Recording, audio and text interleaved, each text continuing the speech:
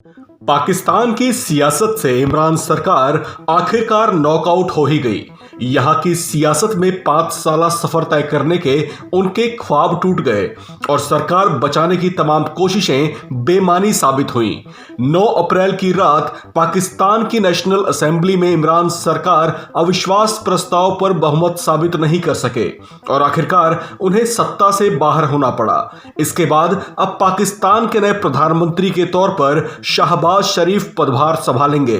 गौरतलब है कि पिछले दिनों नेशनल असेंबली भंग हो जाने की वजह से अविश्वास प्रस्ताव पर वोटिंग नहीं हो पाई थी और इमरान खान ने एक बड़े षड्यंत्र की बात कहते हुए राष्ट्रपति आरिफ अलवी से कहकर सदन को भंग करवा दिया था। लेकिन वो बात विपक्ष को इस कदर नागवारा गुजरी थी कि उन्होंने इसके बाद सुप्रीम कोर्ट का रुख किया। इस मामले में चली सुनवाई के बाद सुप्रीम कोर्ट ने अविश्वास प्रस्ताव पर वोटिंग न करवाने को असंवैधानिक माना था और 9 अप्रैल को इस पर वोटिंग का आदेश दिया था।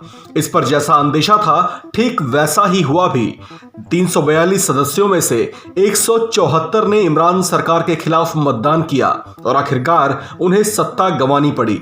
हालांकि इसके बाद अब विपक्ष की संयुक्त पसंद के तौर पर शहबाज शरीफ यहां की सत्ता पर काबिज होने जा रहे हैं। इमरान की सत्ता से बेदखली भी वहां के सियासी इतिहास में दर्ज हुई है, क्योंकि यहां ऐसा पहली बार देखा गया जब सरकार के खिलाफ पूरा विपक्ष एकजुट हुआ हो और ऐसा पहली बार हुआ है जब सेना ने खुद को इस तरह से पेश किया कि उनका देश की सत्ता से कोई वास्ता नहीं है।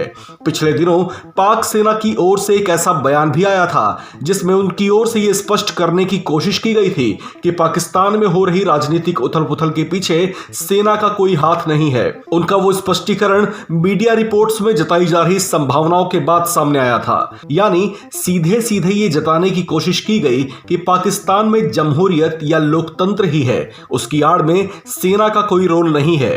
खैर, अब पाकिस्तान में साफ हो चुका है कि अब सरकार विपक्ष की संयुक्त पसंद से शाहबाज ही बनने जा रहे हैं। शाहबाज शरीफ पाकिस्तान के पूर्व प्रधानमंत्री नवाज शरीफ के भाई हैं। उनके पीएम बनने की खबरों के साथ अब सवाल ये भी उठने लगे हैं कि उनका पीएम बनना भारत के लिए क्या मायने रखता है, क्योंकि यहां की राजनीति के शरीफ घराने के साथ भारत के एक्सपीरियंस ज्यादा बेहतर नहीं रहे हैं। कारगिल युद्ध के दौरान सत्ता में नवाज शरीफ ही थे जिन्होंने दोस्ती का पैगाम देने वाले भारत को बदले में जंग दी थी। हालांकि उन्हें लेकर यह भी कहा जाता रहा कि उनके दौर में सेना की मनमानी के आगे वे खुद भी बेबस थे। वहीं अब शाहबाज शरीफ जो संयुक्त विपक्ष के समर्थन से पीएम बनने जा रहे हैं, उस विपक्ष की नजरें भारत को लेकर तिरछी ही रही हैं। यहां की असेंबली में भी जब इमरान या उनके विदेश मंत्री ने भारत के कसीदे पढ़े थे तो उन्हें विपक्ष की 2 टूक ही सुनने को मिली थी।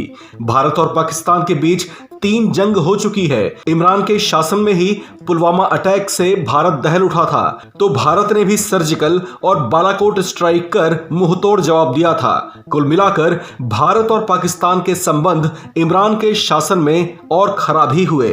खैर, अब पाकिस्तान में हुए इस सत्ता परिवर्तन को कई नजरों से देखा जा रहा है। पाक मीडिया रिपोर्ट्स के मुताबिक पाकिस्तान में अब एक नया सवेरा देखने को मिलेगा। माना जा रहा है कि पाकिस्तान में बनने वाली नई सरकार अपने डिप्लोमेटिक संबंधों को सुधारने पर पूरा जोर लगाएगी ताकि दूसरे देशों से संबंध बेहतर कर व्यापारिक रास्ते आबाद किए जा सकें और यहाँ की बेपटरी अर्थव्यवस्था को वापस पटरी पर लाया जा सके। इस खबर में फिलहाल इतना ही। बाकी खबरों के लिए बने रहिए वन इंडिया हिंदी के साथ।